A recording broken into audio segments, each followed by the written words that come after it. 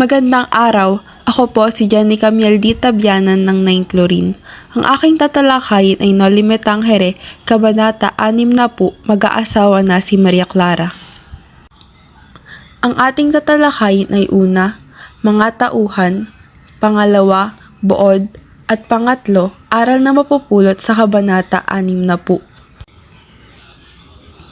Ang ating unang tatalakayin ay ang mga tauhan sa Kabanata 60 ng Noli Me Tangere.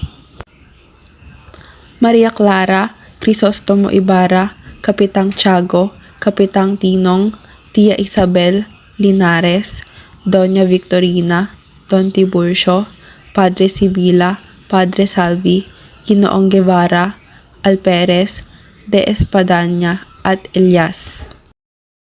Ang ating pangalawang tatalakayin ay ang buod ng Kabanata 60, mag-aasawa na si Maria Clara.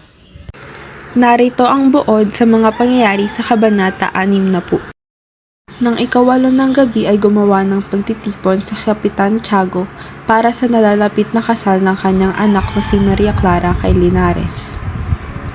Marami ang dumalo sa pagtitipon na ating kilala, sina Padre Sibila, Padre Salvi, Ginoong Guevara, Alperez, De Espadaña, Doña Victorina, at marami pang iba. Sa pangkat ng mga babae ay si Maria Clara ang bulong-bulungan. Ang mga bulungan na ito ay kanyang naririnig. Habang siya'y nakikinig, siya ay nanginginig, namumutla, at nakakagat labi. Sa pangkat ng mga lalakihan na may malakas ang usapan, lahat ay nagsasalita, pati si Don Tiburcio, maliban lamang kay Padre Sibila na walang kaimik-imik. Sa kanilang pag-usap, nailipat ang paksa kay Ibarra. May mga nagsasagutan na dapat lamang siyang ibitay at ipatapon.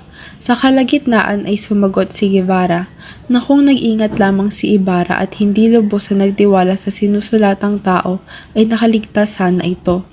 Sa sinabing ito ni Guevara ay nagbigay ng pagtataka sa mga nakikinig na hindi alam ang sasabihin.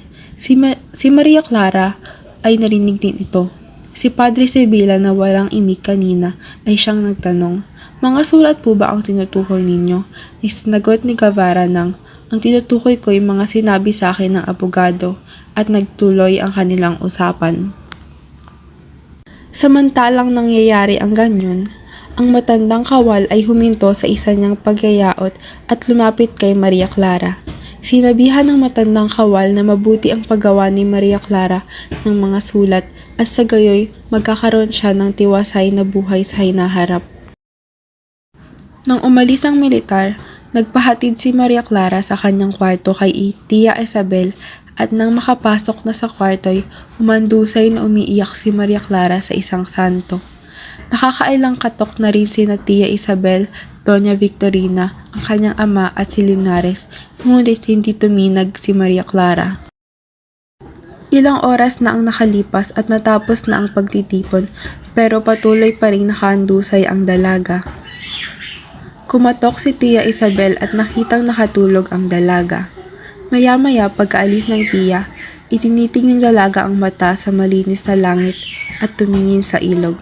Mayroon siyang nakitang bangka na huminto at bumaba ang isang sakay nito na umaakyat sa hagdang bato. Napahinto si Maria Clara nang nakita niyang ito'y si Crisostomo. Kaya pinuntahan ni Crisostomo si Maria Clara upang magpaalam. At humingi ng tawad si Maria Clara at ipinagtapat na ang tunay na ama nito ay si Padre Damaso.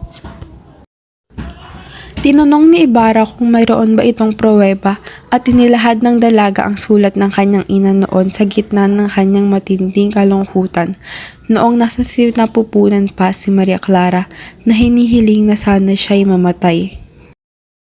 Pagkatapos ng kanilang pag-uusap, bago umalis, makailang beses hinagkan sa bibig ng dalaga si Crisostomo at lumayo na sa kanyang tabi. Pagkatapos ay tumakas na si Crisostomo at muling tinalo ng kuta at sumakay ng bangka.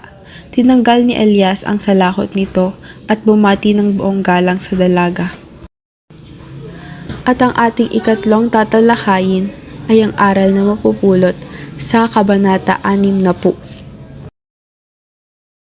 Narito ang 4 na aral na iyong makukuha sa Kabanata 60.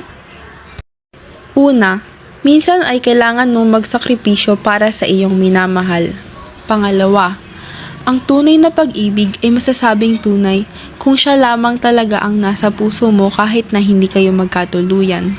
Kagaya ng kay Maria Clara na kahit ipakasal daw siya kay Linares ay si Ibarra pa rin ang kanyang iibigin dahil utos lamang ng kanyang ama na pakasalan si Linares.